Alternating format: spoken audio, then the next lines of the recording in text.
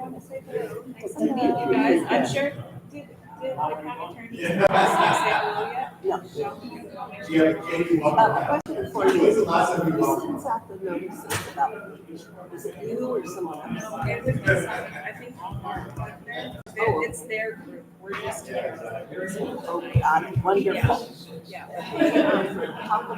No, For sure. And then if you we're going to be starting at the attorney's office and send out to your residents. So you are in the loop on what our office is doing. Because I think what's really unfortunate is just that. First of all, most people don't even know what a county attorney does. Second of all, they're like, what are you guys doing over there in that office? So we want to get the community more engaged and educated. We're only. Let's see. Who do I want to? Hey, I can't get the microphones to work. I muted Oh, on the tab up there oh, okay. because there was a ton of feedback. Okay, that might be because the volume's too high. Okay. So let's see. It's here. There's the audio, but why can't I see the level? Do you have a good turnout, Karen, for that? Yeah.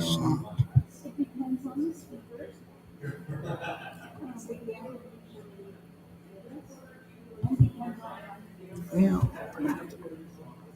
Snowbirds.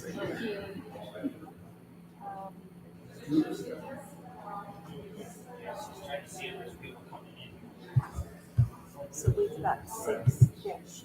Just to show that they ran into the exact. I think about all the outreach that we did, social media, and plus our own database and everything. We get out to Here's the mute 50, button. 60,000 people. And It's even worse. just can't get people to come. Where's the mute button?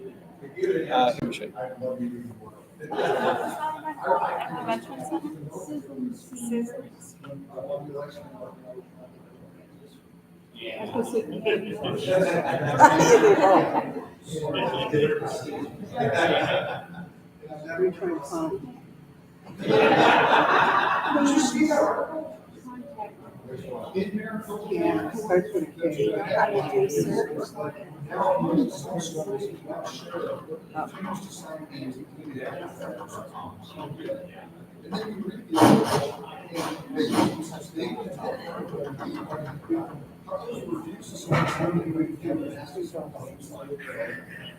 Gentlemen, the one who runs it. Would you like to start? Sure.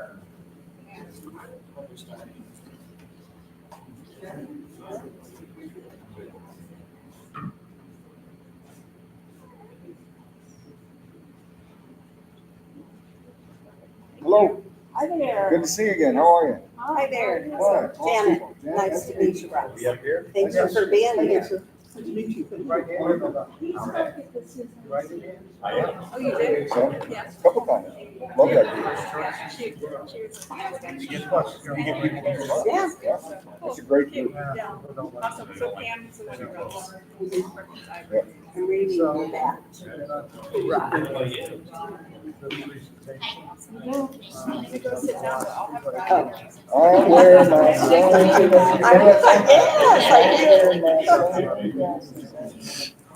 I'm gonna say hi to this gentleman. No, you don't need to say hi to Ray. Good seeing you again, Ray. How are you? Sure, good to meet you, man, once again. Thank you. Uh-huh. What's your hat say? Pardon me? I just transitioned. Harley Davidson Scottsdale Motorcycle Drill Team. By me.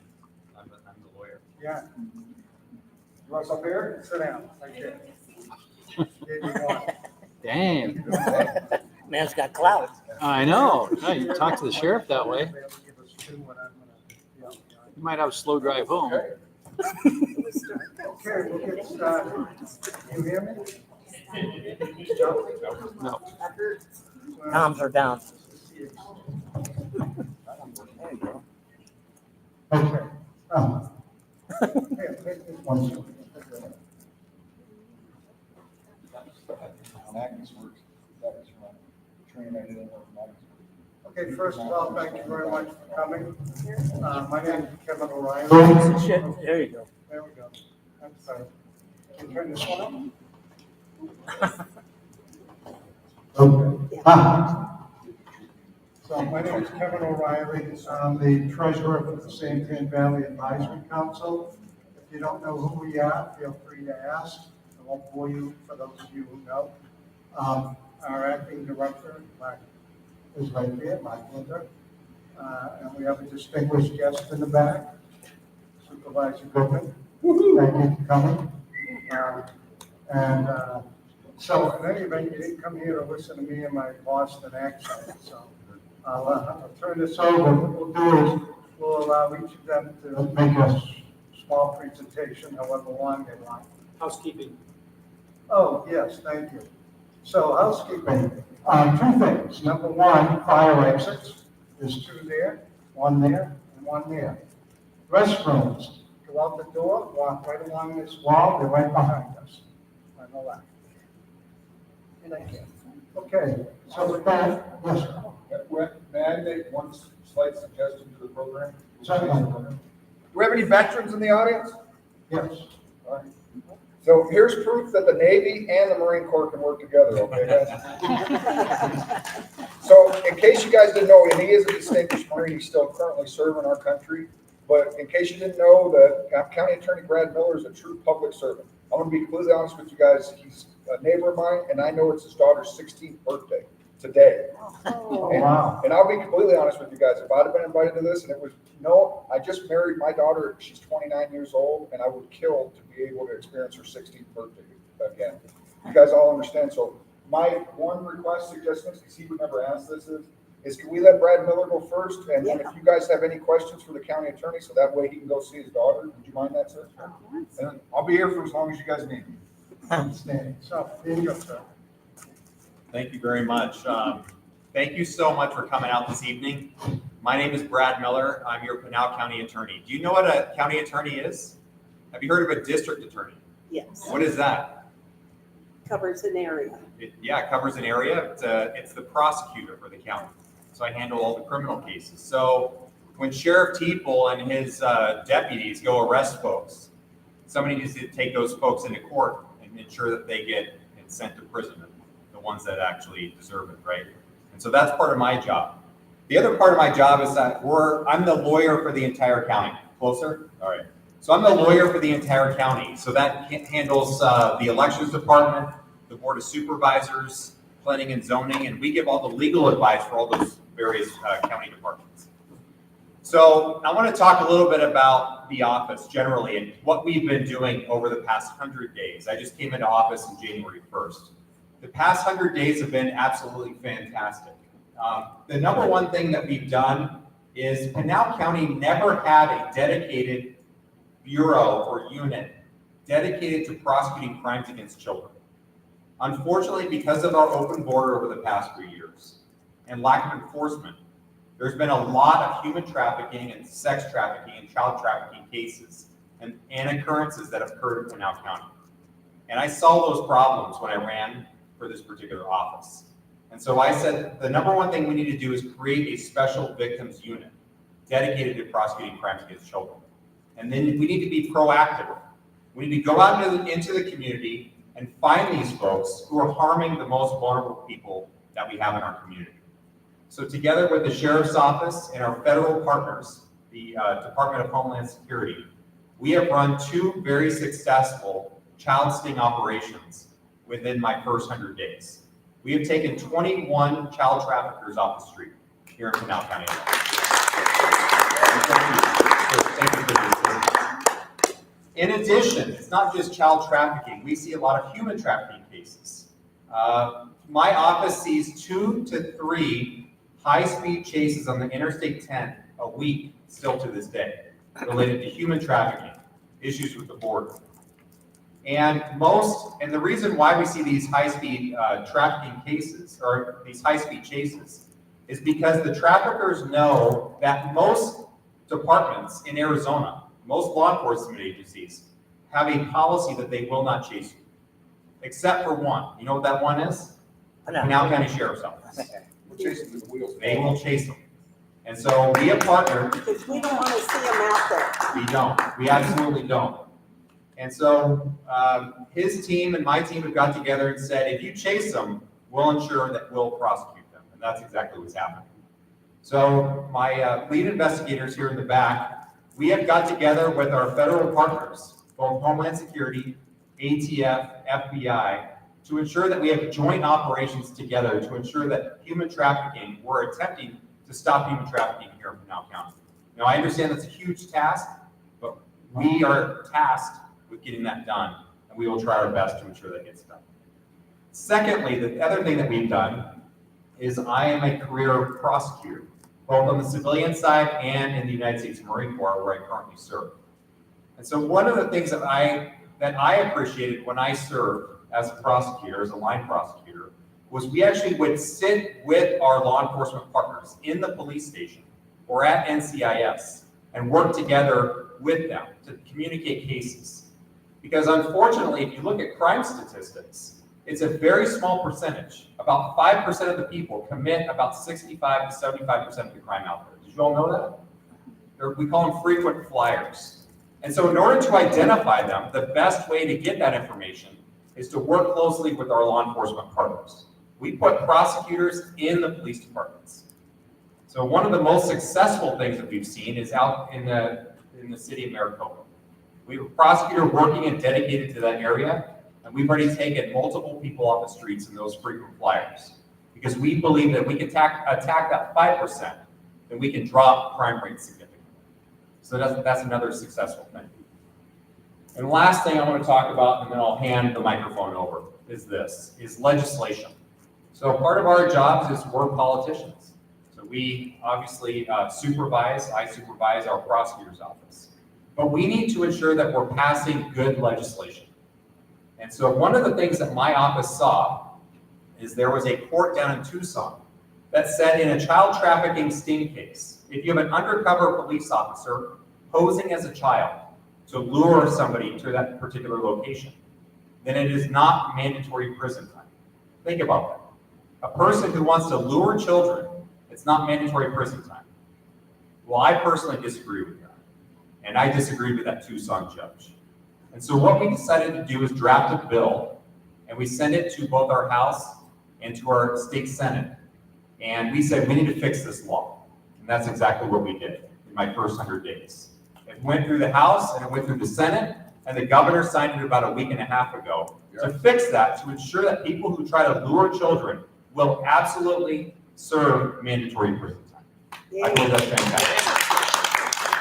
So with that, the first 100 days, we've done a lot, and we will continue to serve and protect the community. That's our intention, and that's our philosophy. So with that, I invite any questions. Yes? I have a microphone, so you can use it. Is that working? Yes? What is the reach that you have in Pinal County? Are we talking square miles, acres? I don't know. How far is your reach? We cover the entire county. Okay. Yeah, absolutely. And then the prisons are Florence? Yeah, so there's multiple prisons. There's federal and state prisons. And so we have some prisons in Florence, some in Eloy, but the jails are handled by the sheriff's office. The prisons are handled by the state. Okay. So that's not part of my office. Okay. We just prosecute the people and we send them to prison. Any other questions? Concerns? All right, thank you very much. Nice to meet you all. Thank you for coming.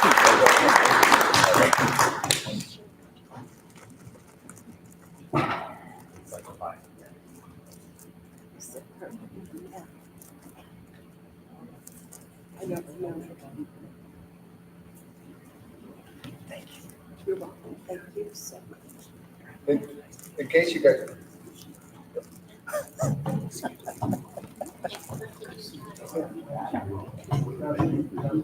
Yes, thank you so much. you guys hear this? Can you guys hear me like this? Yeah. All right. Hey, 12 years in the Arizona Department of Corrections as a corrections officer. Anybody here work corrections? So they got speakers in the yard, so if you got an open yard, That's inmates that can go out for recreation, they're wrecking around. You're gonna have 300 inmates on one yard, and they got a speaker system where an inmate has to go to the health unit. They're always like, it sounds like, remember Charlie Brown? So we all develop what we call our corrections officer voice. And we're out in the yard, you're like, Mueller, get to the health unit. Okay, and he goes. But that's one part of myself. I've been a corrections officer for 12 years with the Arizona Department of Corrections. Prior to that, I served in the United States Navy. I was a special kind of crazy. I served on submarines. I actually got on boats that were designed to sink on a regular basis. I served during Desert Storm. I really enjoyed my call for public service. When I got out of the Navy, I became a construction electrician because I will tell you guys, that's what in my family you do is you join the service. I'm Ross George Teeple III. I served during Desert Storm, the United States Navy. My father, Ross George Teeple Jr., God rest his soul, served in the United States Navy during Vietnam. And my grandfather, Ross George Teeple I, who we called Shorty, he actually landed in D-Day with the U.S. Army. And so that's what we do is we serve in the service. And then my grandfather and my dad both went into construction. So I got out of the Navy. I became a construction electrician. Found out I missed working for a paramilitary organization, and B, I missed my calling to serve the public. So I started with the Arizona Department of Corrections. I worked there for 12 years. I will tell you guys this, in case you don't know, that there is no quit. There's only speed bumps in your life. Is I applied for the Pinal County Sheriff's Office. My beautiful bride and I moved up to Pinal County in 2000. I'm from Tucson. I grew up in a small town just north of Tucson called Catalina.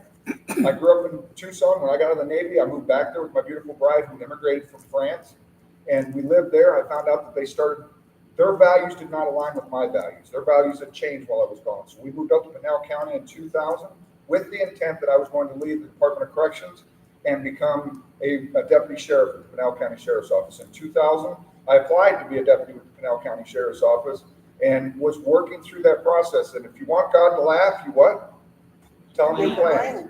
So God had different plans for me. April 28, 2001, 24 years ago this Monday, I was working on a 66 Ford Bronco and it blew up. I suffered third-degree burns over half my body. I was in a coma for 6 weeks. This ear, if I don't point it out, people don't realize that this ear was made by a plastic surgeon. He took a skin graft from the top of my head, and he took cartilage out of my nose and out of my ear, and he made this ear for me. It's one of God's jokes because I have abnormally long, small ears. If I had normal human ears, you could see because this is as big as the plastic surgeon can make it. I found out recently, I mean, this is a completely segue, but I found out recently that your nails and your ears are like the only things that never quit growing in your hair. So the doctor was telling me when I'm like 85 years old, hope I get there, it's going to be noticeable because this ear's actually grown since the fire. But that to be said, so I can tell you guys that I was in the hospital in a coma, and our occupational health nurse from the Arizona Department of Corrections came down to St. Mary's Burn Center in Tucson with all the paperwork to get me on full Social Security because they said flat out I'd never return to work again. Well, I proved them wrong because I really wanted to serve you guys, and I wanted to serve this community I love so much. I didn't get well enough, and I didn't get to the village. One of the big issues that I had is my skin grafts would develop pigmentation. And if you guys don't know that over a third of my body is skin grafts, and if you don't know that skin grafts are like 800 times more likely to get the killer kind of skin cancer. So I had to stay out of the sun for a long time until they finally developed pigmentation. I got to the point in 2007 where I tested for the Pinal County Sheriff's Office and I made it. I've been with the Sheriff's Office since 2007, making up for lost time is the way I describe it. I think I've made up for that lost time. Worked my way up through from a patrol deputy to search and rescue deputy to a patrol sergeant to the sergeant over our Criminals Investigations Bureau. I managed the Property Crimes Bureau, and then I was selected to become the Internal Affairs Sergeant for the Sheriff's Office. I was selected to be the Internal Affairs Sergeant under Paul Babu, if you guys remember the previous sheriff prior to Mark Lamb. So I was the Internal Affairs Sergeant. Our chief deputy at the time, Steve Henry, ran for sheriff, and he lost to Mark Lamb. And so cops are bad about gossip and scuttlebutt. Chief Mueller will tell you that better than anybody. And so they're bad about it. So as soon as Mark Lamb won the election, everybody's like, hey, they're going to pull you out of internal affairs. They're going to pull you out because they only put their trusted people in there. They only put their trusted people in there. And I was like, great. I never wanted to be in internal affairs. Never got into the job to investigate cops. I got into the job, quite honestly, to put pedophiles into prison.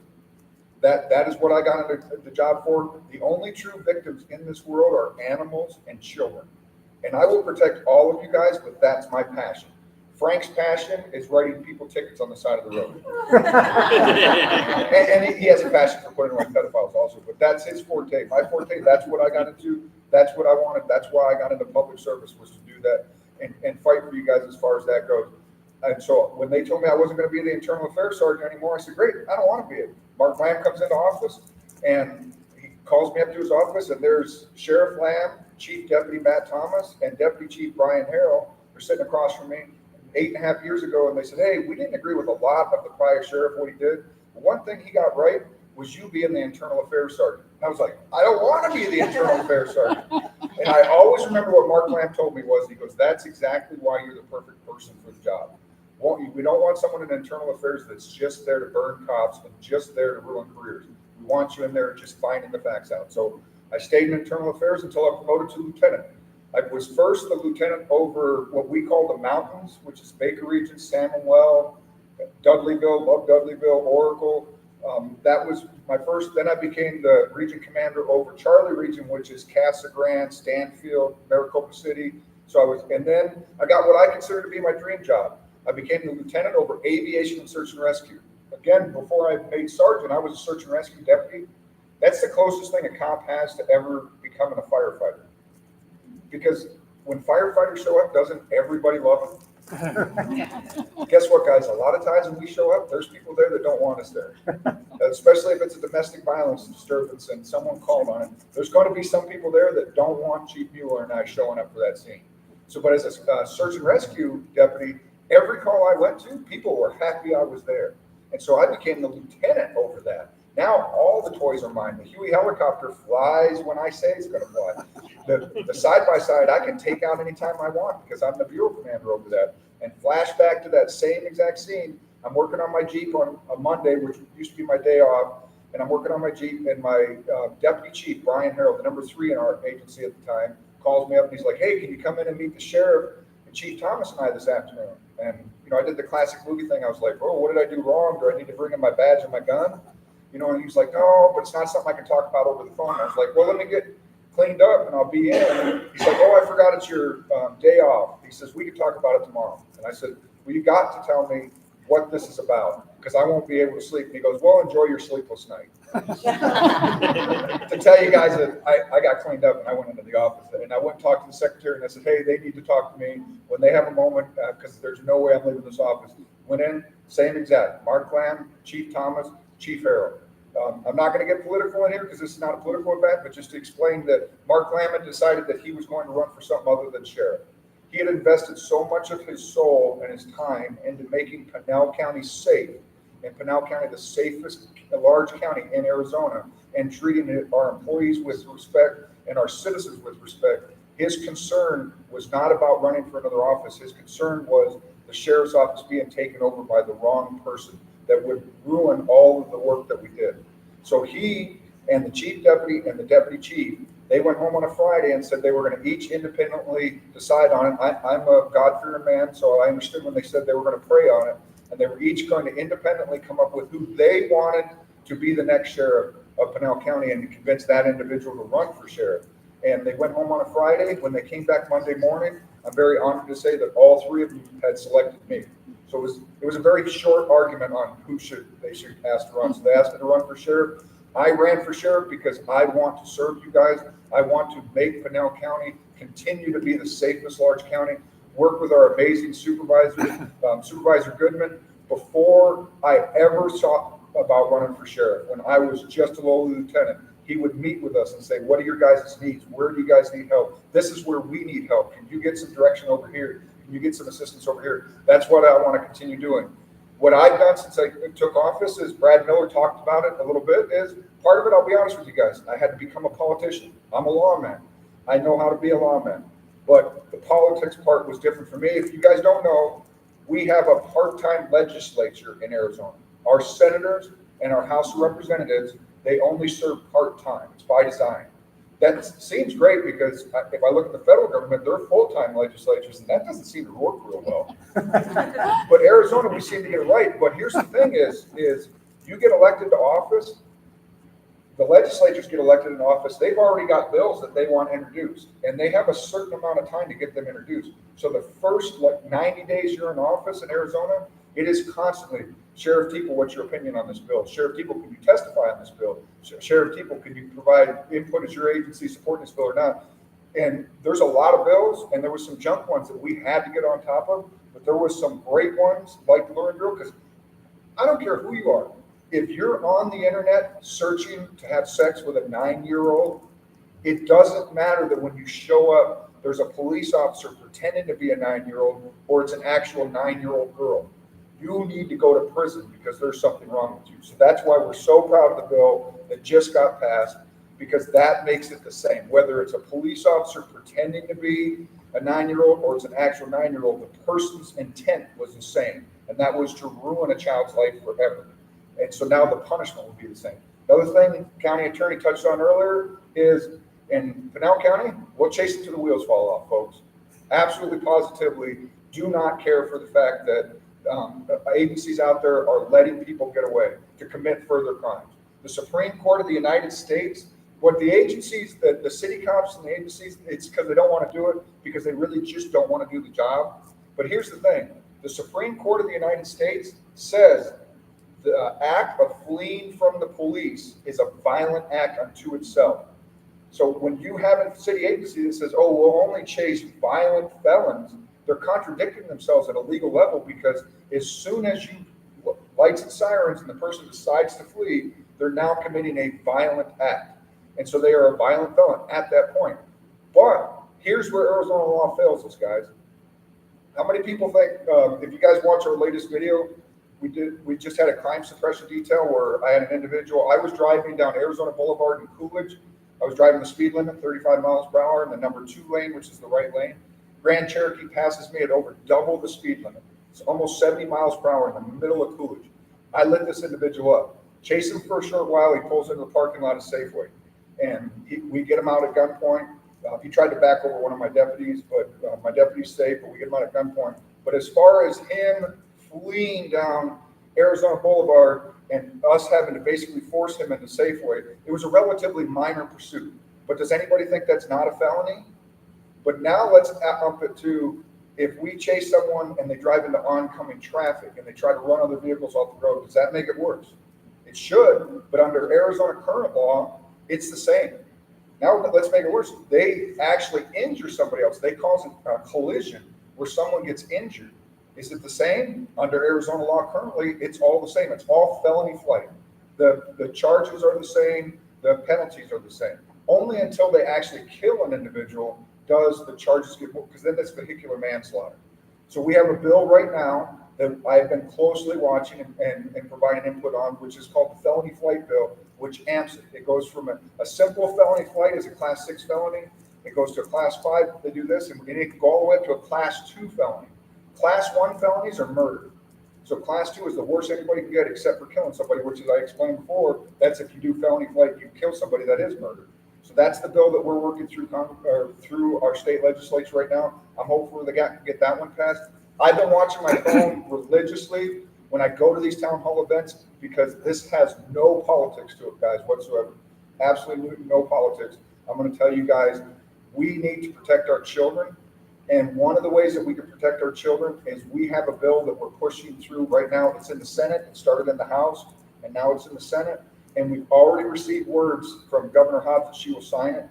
Arizona is one of 13 states left that if you create child pornography with the assistance of AI, where it's completely artificial intelligence generated, that's not punishable under Arizona law, guys.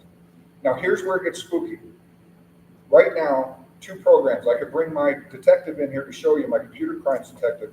I could take one program and take any public searchable image of your grandchildren off of the internet. When you post that harmless picture of your grandchildren at their birthday party and they're all sitting there fully clothed eating their cake, I can take that picture off of Facebook and use one program, and that program will tell you exactly what that child looks like with all of their clothes removed.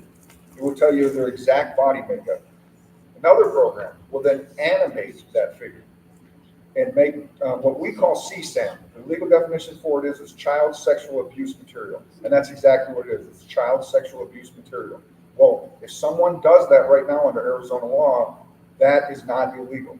And what that is doing currently is it's causing an extra added burden for the county attorney's office and for us guys, because this is what the defense attorneys, the no good, good chasing, tail light chasing defense attorneys, not the county attorney, what they're doing is they automatically go in and go, Your Honor, this is AI. This was created by AI. My client's innocent.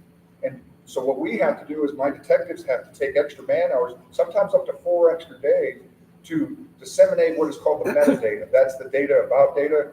When you, and to show through the data pathways that this was not manipulated by AI. This was actual, someone used an iPhone 16 to film this image. And so that's what we're having to do to prove that it's not AI. I don't want to waste my detectives' time. I want them out there catching other pedophiles. And so that's why we have this bill that's in here right now that's so important. I thought they were like the old elementary school teacher you can talk to. So that's the bill that we've got going right now. There's several other bills. Back to Coolidge the other night, one thing that I instituted when Mark let me start this after I got elected, was we have crime analysts at the sheriff's office, something we didn't have as short as 5 years ago. These are individuals that are way smarter on computers than I will ever be, and they're here to work for you guys. And what they do is what I instituted is we create what's called heat maps. And we create a heat map where we show there's a current trend of this crime happening in this area, or crime as a general is happening in this area. We can see these heat maps. And then I've created crime suppression details that we have, along with the assistance of the county attorney, our other local and our federal partners. We find these areas and we have crime suppression details where we will go out. I send every specialty unit I have on overtime there to tamp down the crime. That's my K9. That's my anti-smuggling unit. That's my narcotics unit. That is my what we call our sex offenders unit. We send them all out there with our traffic enforcement unit, our Fridays with Frank and our Sergeant Gaze out there getting people on DUIs. And we will hit a targeted area until we see the crime get back down, and then we move into the next area and take care of that. So we're reducing crime at a level using technology that didn't even exist 5 years ago. So for once in my career anyway, we can be proactive and not reactive as far as fighting crime goes. I could go on forever because I absolutely love my job and I love serving you guys, and I can tell you a million different ways how I want to make it, continue to make it better. But I'd like to see if there's anyone has any questions whatsoever. Sir. Could you describe how the 911 works? I've had deputies tell me that there are places where 2 lanes belong to Pinal County and 3 lanes belong to Queen Creek. How does that all get sorted out? Very poorly. It's one thing that technology is still working to catch up. If you call 911, it should be able to tell you where they are, but it is one thing that 5G does better. I mean, I know some people have some issues with 5G, but I can just tell you from a search and rescue standpoint, if you go back to the 3G phones, they could tell you where someone is plus or minus 30 miles under 3G. And then now with 5G, it's plus or minus about a third of a mile, but it's still a third of a mile. So there's areas where you will call 911 and it, because of where the cell phone captures you from, then it says, oh, you're in Santan Valley, so you have to go to the sheriff's office, but then you actually find out that you're in the city limits of Queen Creek, and so they have to transfer you over there. I don't agree with the federal government on a lot of things. I think they're cumbersome and they're burdensome, but one of the things that they did was we all thought it was a great idea years ago, and I mean, the country as a whole thought it was a great idea to let the federal government subsidize local law enforcement in many different ways. It's one of the reasons the town of Florence has such a big police force, is because the federal government pays for extra officers for the smaller agencies based on their population. Well, the town of Florence's population is amped up by the fact that they have all these prisons. So that they get extra officers on the streets because the prisoners are counted as citizens in that city. So as far as that goes, all of that money comes from crime-based statistics, the FBI reporting that you hear on the news. And so that's why you get transferred to another areas, is because they're needing to record those statistics, because otherwise the DOJ can come in and say that you're not reporting your statistics correctly, and we want you to sign a consent decree, which is a horrible idea. Folks, the smaller government we can keep, when our supervisor's right there, he'll listen to you. Do you think we can get our federal senator in here to talk to us on a Wednesday night? No, usually not. And so that's when you want to keep it lower and more localized. But the technology needs to advance. It absolutely does. But there are things, we just recently talked about this. I will tell you guys, what was it, probably 18 years ago, Arizona passed a law that said municipalities can't create county islands or county peninsulas. They still do it to this day, guys, because the problem with it was the state legislature passed a law that says you can't create a county island, but they didn't pass any legal mechanism in case a city did that. So cities still do that to one day. It's one thing that we deal with.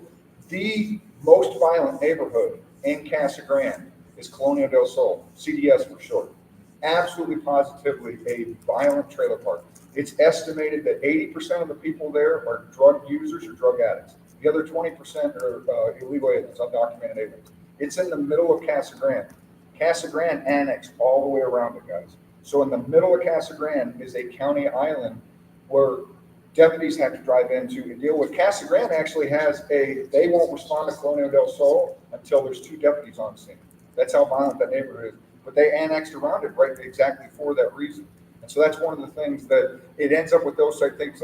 Think about a trailer park in the middle of Queen Creek, and then if you call from that trailer park, you get 911. It should be the sheriff's office. Would you think that the technology's advanced enough to know that that's a little county island in the middle of Queen Creek? So that's some of the issues that we deal with. So where does the 911 call first go to? Does it go to the county? The 911 call is supposed to go under the 911 system. It's supposed to go to whoever has jurisdiction over it. But it's an imperfect system just based on the fact of the triangulation with it. If you call from a landline, does anybody still have a landline? That's the one guarantee that you will know it would route you to the correct agency that has jurisdiction over you. Cell phones are hit and miss just because of how well they can triangulate or they can't triangulate. I've had individuals that were lost in the Superstition Mountains that called 911, and the GPS coordinates that the cell phone company told us where they were lost at had them in the Sawtooth Mountains over there. Sawtooth Mountains, if you guys don't know, is south of Casa Grande. So that's how much I trust the cell phone system to tell me where you guys are at. How does Santan Valley rank in safety? Do we have problem areas? Yes. Every city of 145,000 people is going to have problem areas. We're working to reduce some problem areas. We just had one crime suppression detail in a problem area here, and we have 2 more scheduled as far as that goes. One of the things, guys, is I got to tell you is I'm 55 years old, so obviously I come from a little perspective. Our daughter's 29 years old. The teenagers right now, the parents, I don't have any other word for it, that parents no longer want to be parents. They like the idea of having children, but they don't want to be a parental unit. And so it's our juvenile crime that's ramping up. Santan Valley doesn't have to the degree what Casa Grande has right now, but I can tell you we've been working with Casa Grande PD because it is the overwhelming consciousness of the teenagers in Casa Grande that if you come to a party, you better be strapped. And strapped means you better have a gun on you. And if they come to a party, a teenage party, and this is what I don't understand, because honestly, I grew up in Catalina, Arizona. I can tell you, we went to Lambert and LaChoya and had cake parties in the middle of nowhere and had bonfires.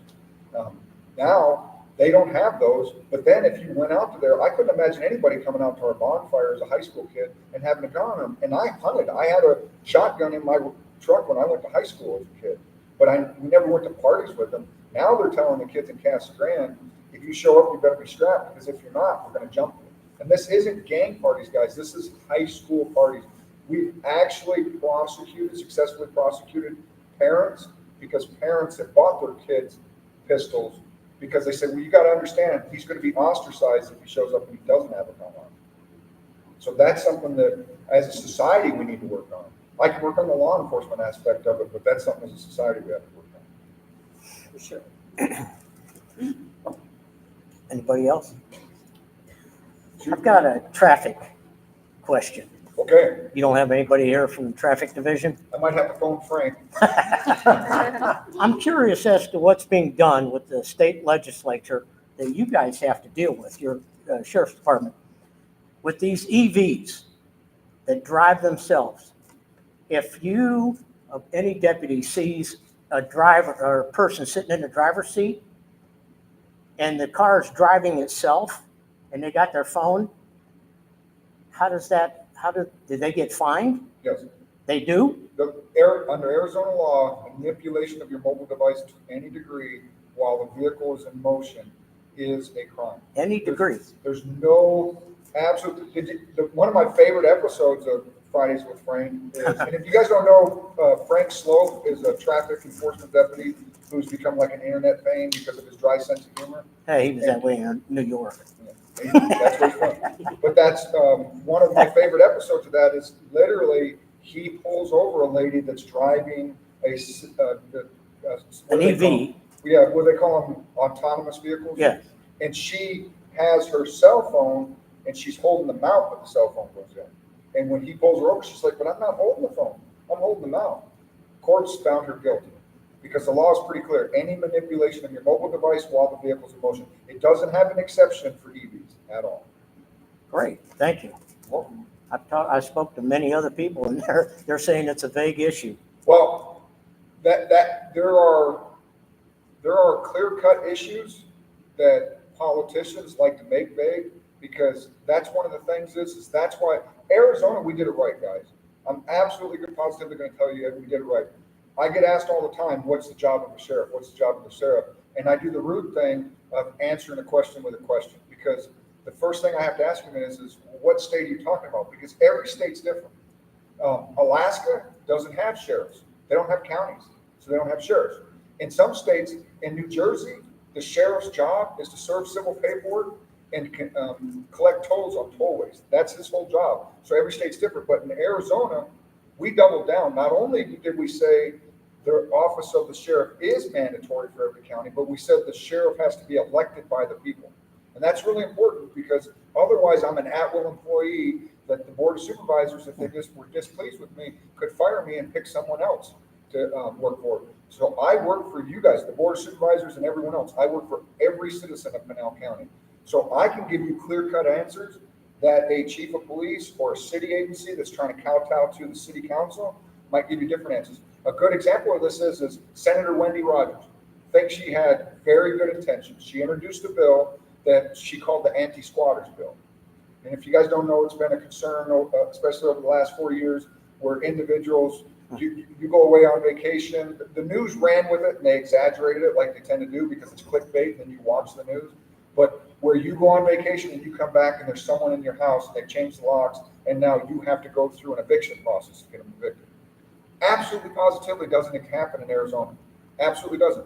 I don't like the name of the law because it gets confusing for people, but we have a law in Arizona called removal of guests. Again, hate the name of the law, but the law says under removal of guests, it says if an individual is in your house and they're not on the written lease, law enforcement can remove them at your request.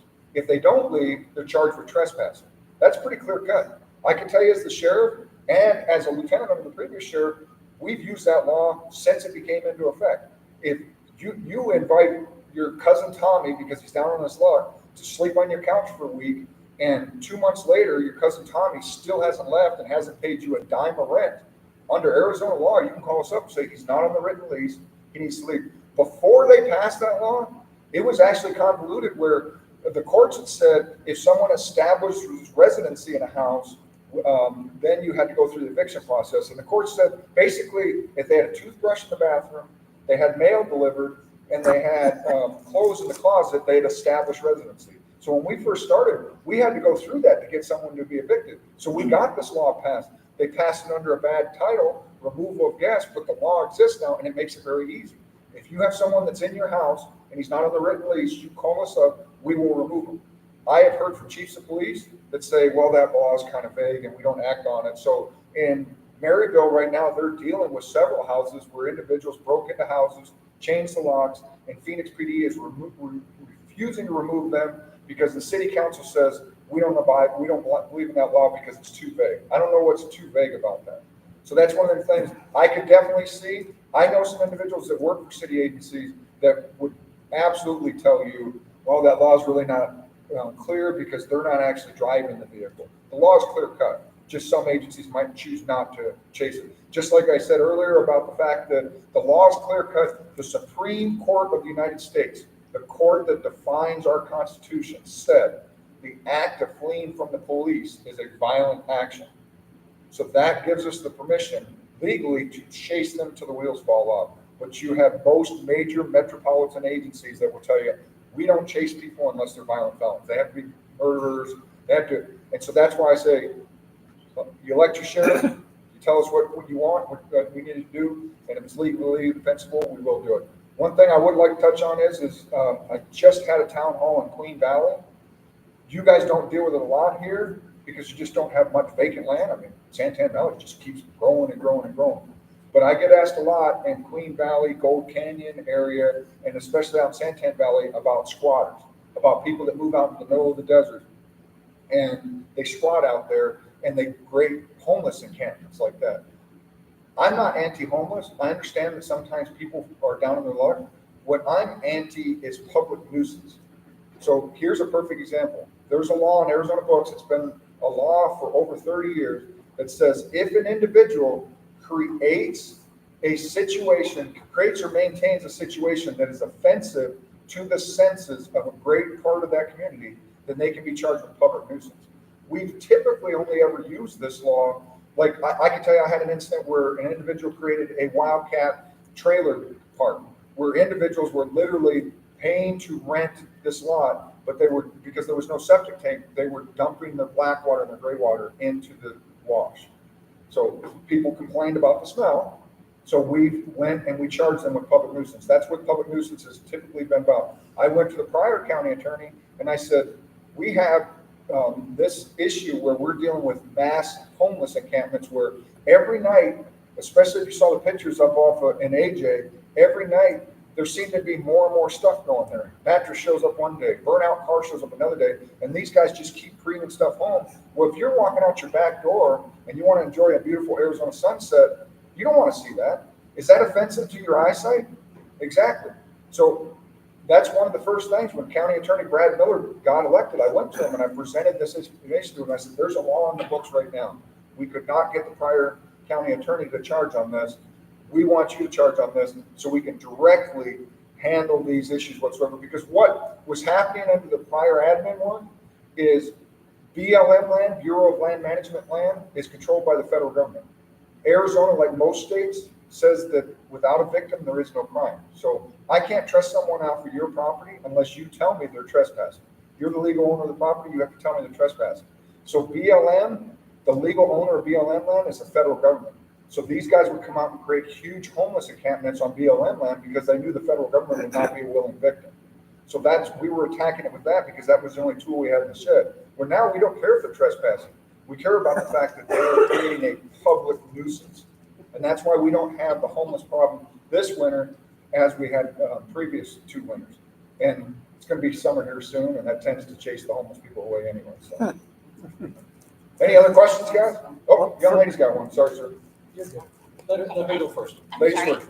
With all the building that we're doing in Santan Valley, all the new houses, the housing developments and businesses that are going to be coming in and stuff, are we going to ever add more street lights and more stop and go lights? I mean, sometimes if you're driving at night, the streets are so dark. I will tell you guys, in all honesty, I would love better streets. I would love to have better street lights, but I would ask these fine individuals to invite someone from county roads. A traffic engineer could be someone that would better explain that to you guys. This is not something that I would love it, but I would use this as an example. I did a town hall about maybe 6 months ago, and people were complaining about the fact that speeders were speeding through a residential neighborhood. And I said, well, call county roads up and get you guys to sign a petition and get speed bumps put in. Standing right next to me is the fire chief for Arizona City. He stands up and he goes, with all due respect, Sheriff, we hate speed bumps. Because you guys know that every speed bump causes a water truck for the fire department to take 3 extra minutes to get to your house because they're so heavy. And so they have to slow down to go over speed bumps. So every speed bump between the fire station and your house is an extra 3 minutes. It was eye-opener to me, because to me, as a cop, I was like, put in speed bumps, it'll slow everybody down. Yeah, it will, to include the fire department. And I want the fire department to get there as quick as possible when my mom's house is on fire.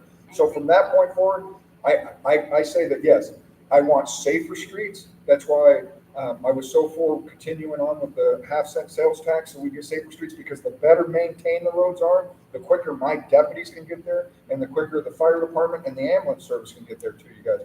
But as far as extra streetlights from a law enforcement aspect side of it, absolutely positively, I would be for it. I do know that talking with traffic engineers, one thing that we deal with in Arizona is a law that's called the Dark Sky Initiative. You That's guys- what I heard Arizona is that, or San Valley is a dark sky area. And saying that's something that they would have to answer, because it's not a criminal act, so it's not anything that I've ever looked into. I just know that a lot of times those issues take you way back when I was a construction electrician. Yeah. Arizona, next time you go into a parking lot, look at it. Arizona is the only state that the arms for a parking lot street light can now be more than 15 degrees. We have that's why our parking lot lights are more expensive in Arizona than any other one, because every place else they put them at 45 degrees so they cast onto a parking lot better. But because of the state law, your elbow on a parking lot light can only be 15 degrees or less. Most of the time they're flat.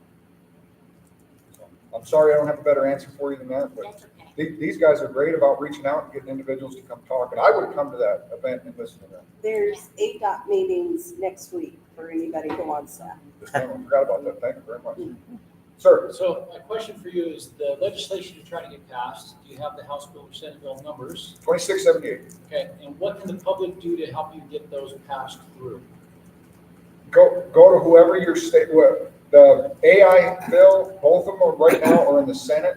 We've already had our crossover period, which means that the whatever bill entered in one house, once it got passed for that house, if it passed, it crossed over to the other side, and now it's being voted on here. I'm real good friends with Teresa Martinez. She's backed the Blue for as long as I've known her, since Vanderpool was a sheriff. And so the two bills that we were really interested in, we reached out to Teresa Martinez. She sponsored both of them, so they've already made it through the House of Representatives, and they're in the Senate right now. So contact your state senator and tell them that, and really, they don't even need the numbers, because at this point, there's so few bills left, but it's the felony flight bill and the AI CSAM bill. But the AI CSAM bill, because a lot of people, they walk out of here and they say, they forget CSAM. For the reason that we do that is some police psychologist years ago said, don't call it child pornography, because that legitimizes it in some people's minds, because pornography is an actual business. You know, you can have legal pornography, so that's why they said, call it what it actually legally or scientifically is, child sexual abuse material, or CSAM for short. So that one I remember because I asked people 2678 so that they can remember that number. If they can't remember AI CSAM bill, I can tell you State Senate Warren Peterson just reached out to me, and he says, I have so many people after you went and gave that speech in Queen Valley, I have so many people come and call me and say, you need to pass the bill about the fake child porn. And he knew exactly what bill they were talking about. So the wording, at this point, we're getting down to, our people have talked to Governor Hobbs's people, and she says if it gets out of the Senate, she's going to sign both that and the felony flight bill. All right. Good questions. Anything else, guys? I can't be that good. No more questions? No, I don't. Oh, you Richard. A little broader. Jack Holman.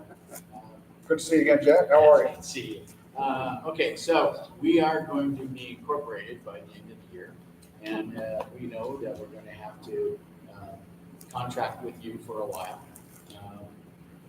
You were talking about Florence having the federal grants, and they are available to municipalities. The fact that you would be contract to us, could we get those grants and use them to help you get more officers for our areas? So, May not know that answer.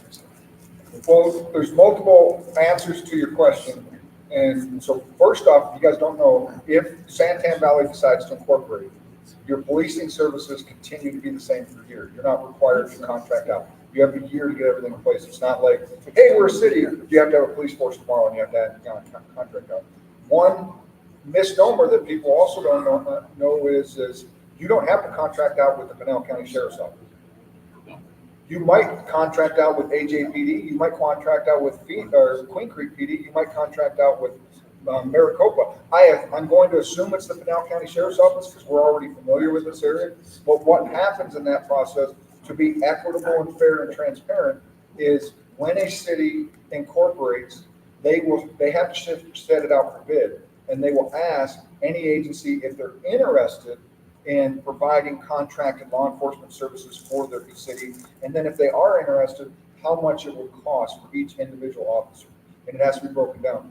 The last time Pinal County did this was the city of Maricopa, back in, I think it was finally 09 or I can tell you when I hired on with the sheriff's office, they asked you in your hiring process, they said, do you want to be, they called it Metro.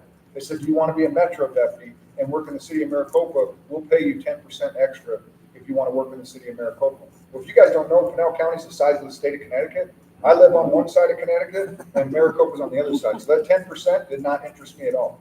So I said no. But it was real simple for them. When the city of Maricopa incorporated, they said, what agencies are interested in providing us police services? One agency spoke up, and they said, and that was the Pinal County Sheriff's Office. So they kind of had to take whatever we gave them as far as a contract goes. I have heard that AJPD and Queen Creek PD are also interested in providing policing services to Santan Valley. So I'm just putting that in there so people understand that when it gets to it, once you send it out to bid, you may have more than the Pinal County Sheriff's Office that is going to put in for it. I am going to promise you that the Pinal County Sheriff's Office will do everything we can to always provide you with the best policing services possible. That is one of the things that I'm constantly impressed with Supervisor Goodman, but one of the things that I think is really great is the fact that one of the biggest issues that we have in Santan Valley right now, guys, is our deputies can't afford to live here. They just absolutely can't. Our deputies are well paid, but the houses here are expensive. I couldn't imagine being a 22-year-old deputy with a baby and getting a kid here. So one of the things that the supervisor was suggesting, and I think it's a great idea, is possibly we could get at a county level where we could use that as a hiring bonus or hiring incentive where, hey, if you agree to become let's call it Metro, because that's what we called it under City of Maricopa, if you agree to be a Santan Valley Metro deputy under contract, we will pay you a hiring bonus or a housing bonus to help you be able to live in Santan Valley. You have to purchase a home in Santan Valley, because that's great, because if you guys don't know, the Pinal County Sheriff's Office, because of a lot of different studies, say that it's actually more cost efficient for you, the taxpayers at a county level, to have take-home vehicles. If you think about the fact that cities are different, that's why they can have roll call. And if you watch the city cop TV shows, they have what they call the shop, which is a pool car, and they take their equipment and they change into it. That's because most city beats are 1 square mile.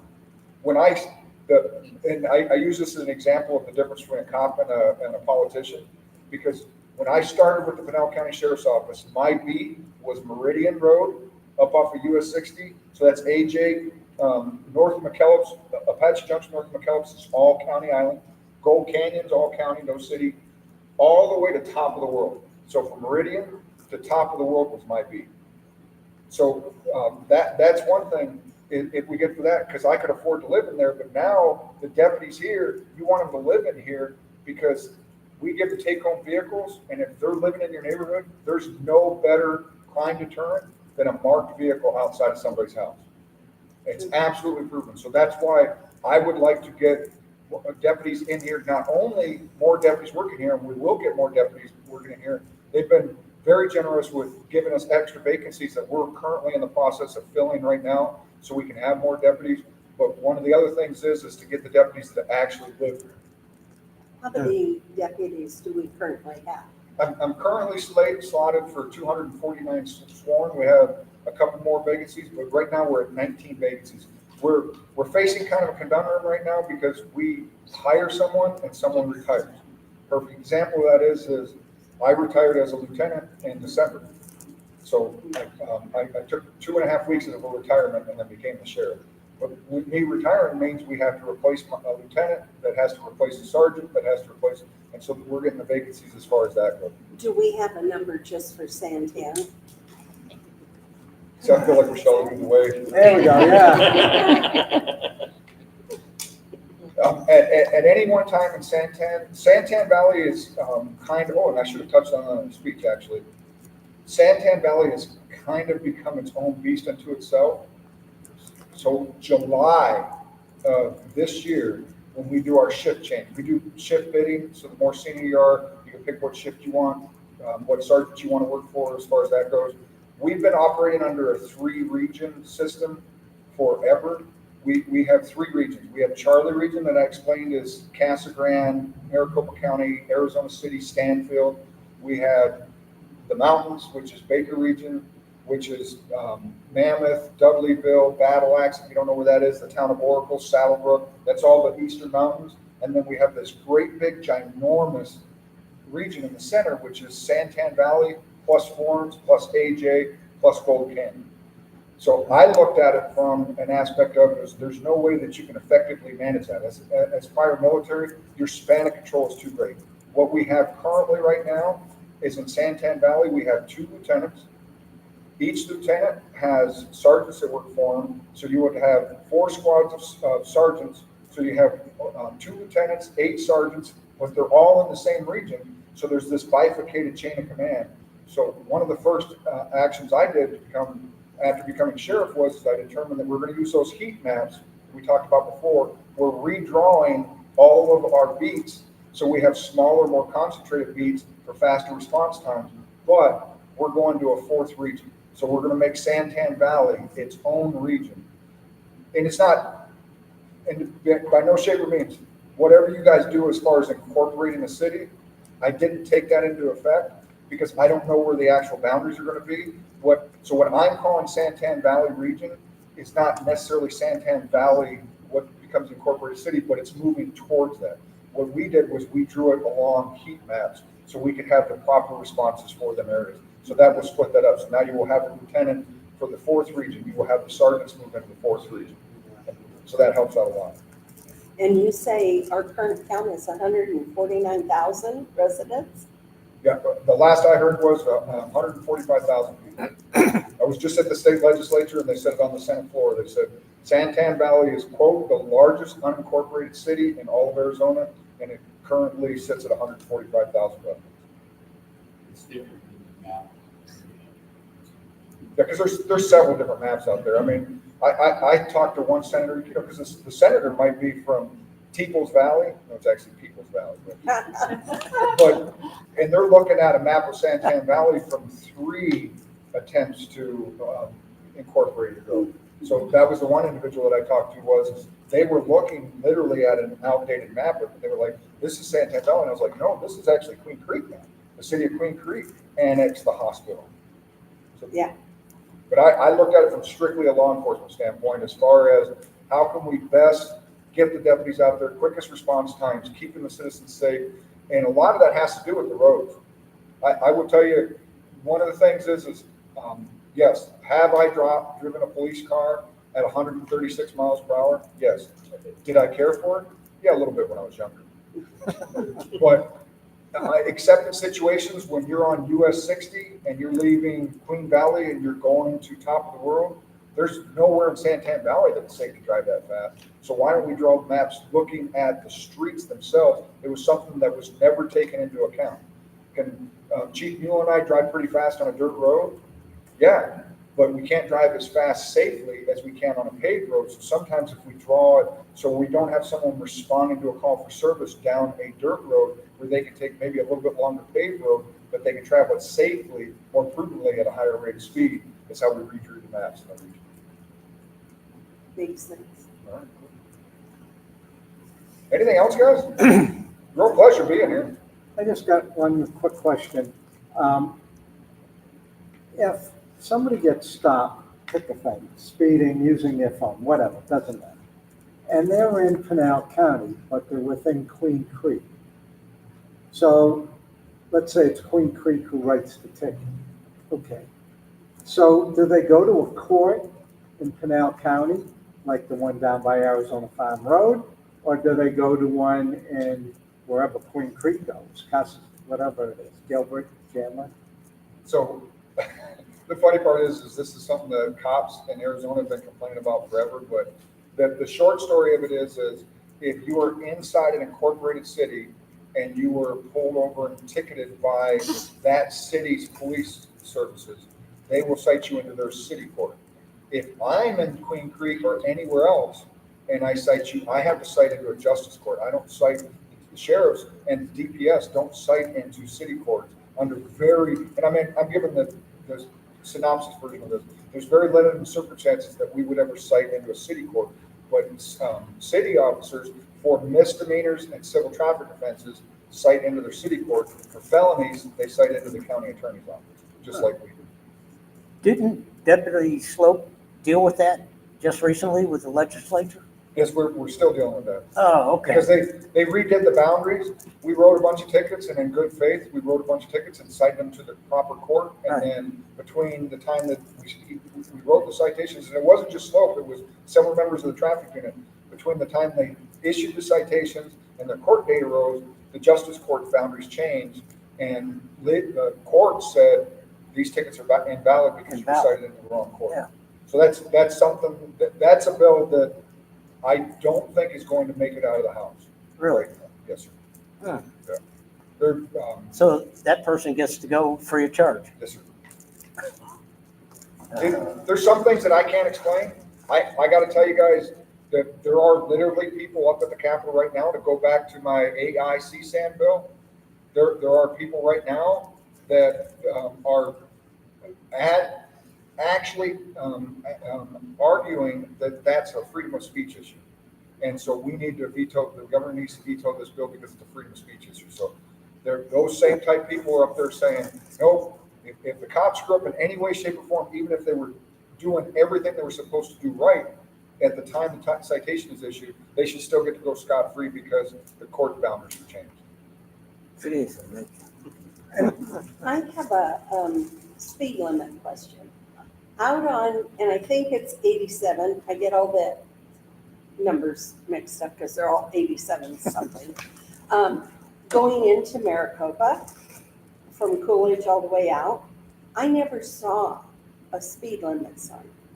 And people are passing and it's crazy out there. So what is the ruling?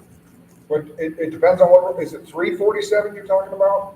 Where Yeah. you go out of Coolidge and you're going to Chandler, but you can take a pass over the mountains to go out to Yes. Maricopa? Yes, Speed traffic. That's the rule. okay. You want an honest answer? There's 3 areas in Pinal County that the Department of Public Safety tried to keep secret, but had to actually admit that they have abnormally kept the speed limits low so that they can write more tickets because it's better revenue for the state. Well, there were no signs, and I was wondering, The speed limit on that road is 55 miles per hour. By state statute, it qualifies to be a 65 mile per hour road. Because back when, remember 55 Saved Lives, national speed limit thing? Man, driving from San Diego to Groton, Connecticut for sub school at 55 miles per hour was exhausting. But then they said that's unconstitutional. The federal government can't institute national speed limit laws except on state highways. And so they said it was up to the individual states. Back then, Arizona legislature came up with the descriptions of this is what a road needs to be 45. This is what a road needs to be 55. Residential road, definition of a residential street is any street where someone can back out of their driveway on the roadway. So 25 is the maximum that road can be if anyone can back out of the driveway on the street. So there's all of those descriptions in there, the traffic engineers I was talking about. If you look at the definition for a road that can be 65 miles per hour, it has to be an improved roadway, clear markings, and a clear paved border on either side, a shoulder for someone to pull off on. 347 has all of that. DPS has admitted that they constantly lobby the governor to keep 347 at 55 miles per hour because A, it's one of their highest ticketed revenue rates. Oracle's the same way. If you drive Highway 77, again, another 7. If you drive Oracle from Catalina to the town of Oracle, it's not curvy, it's not a mountainous pass roadway. They got huge shoulders, 55 miles per hour. You get right past there into Dudleyville where DPS doesn't want to work. It's twisty, mountainous roads, very low shoulders at 65 miles per hour. I'll do you one better on that. I think it makes it more dangerous down there because you have people get frustrated because they get stacked up and then try and pass their shit cause head-on. Yeah. So, And he, that's some kind of, I used to be the chief down there. yeah, I was gonna say, he would know better than anybody. He was the chief of police there. Okay, that Is there anybody here from the traffic engineer? No. we did have a presentation by traffic engineer, I thought that, about 4 or 5 months ago. Last year, little year. Yeah. Anyway, thank you very much. Thank you. Appreciate it, Sheriff. Are you required to wear a cowboy hat when you become sheriff? That's my question. I was required to wear a cowboy hat when I got diagnosed with skin cancer. Ah, okay. And I had worn one pretty regular, but I also spent a lifetime riding a motorcycle without a helmet, which is not smart, but yeah, all right. All righty. I didn't see my buddy, Mike. Thank you so much for coming, appreciate it. Yeah, thanks, Ray.